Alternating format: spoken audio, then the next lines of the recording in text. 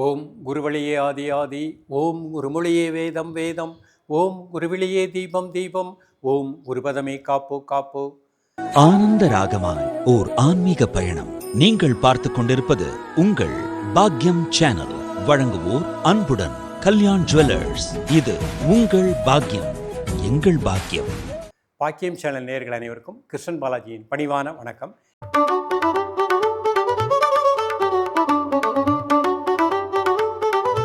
நேயர்களே, தேகம் யோகம் பாக்கியம் என்ற நிகழ்ச்சியின் மூலமாக உங்களை சந்திப்பதில் மிக்க மகிழ்ச்சி அடைகின்றேன். ஆசனம் செய்வோம், ஆரோக்கியமாய் வாழ்வோம், முத்திரைகள் செய்வோம், மாத்திரைகள் தவிர்ப்போம். இது நமது லட்சியமாக இருக்கணும். மாமுனி பதஞ்சலி மகரிஷி நமக்கு அருளிய அஷ்டாங்க யோக கலைகள், அதில் 3வது படி தான் யோகாசனம். இந்த யோகாசனங்கள் நமது உடல் உள்ளுறுப்புகளை திடப்படுத்துகின்றது, உடலில் முழுமையான ஆரோக்கியத்தை கொடுக்கின்றது, மனதில் அமைதியை கொடுக்கின்றது, எண்ணத்தில் ஒரு நல்ல எண்ணங்களை கொடுக்கின்றது. யாருடைய எண்ணம் சொல் செயல் புனிதமடைகின்றதோ அவர்களது வாழ்க்கை வளமாக இருக்கும். அப்போ ஒவ்வொரு ஆசனமும் ஒரு குறிப்பிட்ட பலன்களை கொடுக்கக்கூடியது. இன்றைக்கு நம்ம பார்க்கக்கூடியது உசட்டாசனம். ஏற்கனவே ஏக உசட்டாசனம்னு பார்த்துருக்கோம். இந்த உசட்டாசனம் பரிபூரணமாக இரு கைகளினாலும் வளைத்து கால்களை பிடித்து செய்யக்கூடிய ஒரு பயிற்சி நிலை.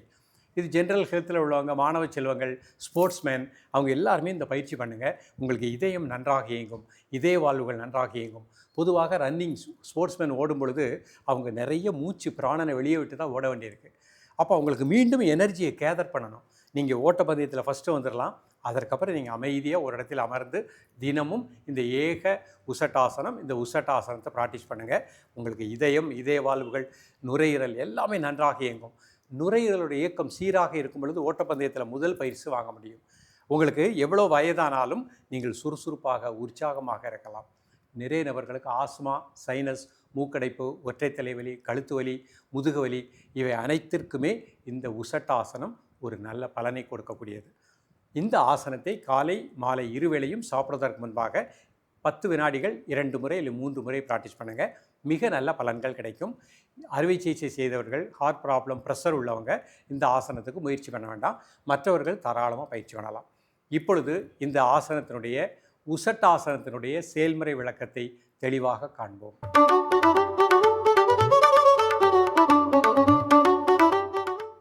நேயர்களை நிமிர்ந்து உட்கார்ந்துக்கோங்க. ஒரு 3 முறை மூச்சை உள்ளெழுத்து மூச்சை வெளியே விடுங்க.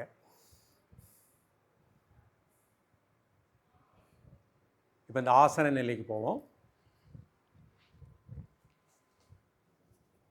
முதல்ல வஜ்ராசனம் போட்டுக்கோங்க.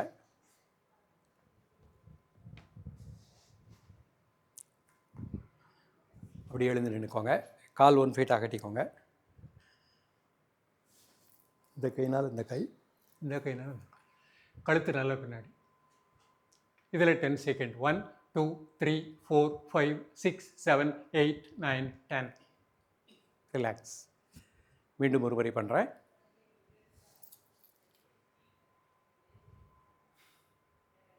1 2 3 4 5 6 7 8 9 10. ரிலாக்ஸ். இப்போ அப்படியே சுகாசனத்துக்கு வந்துடுறேன்.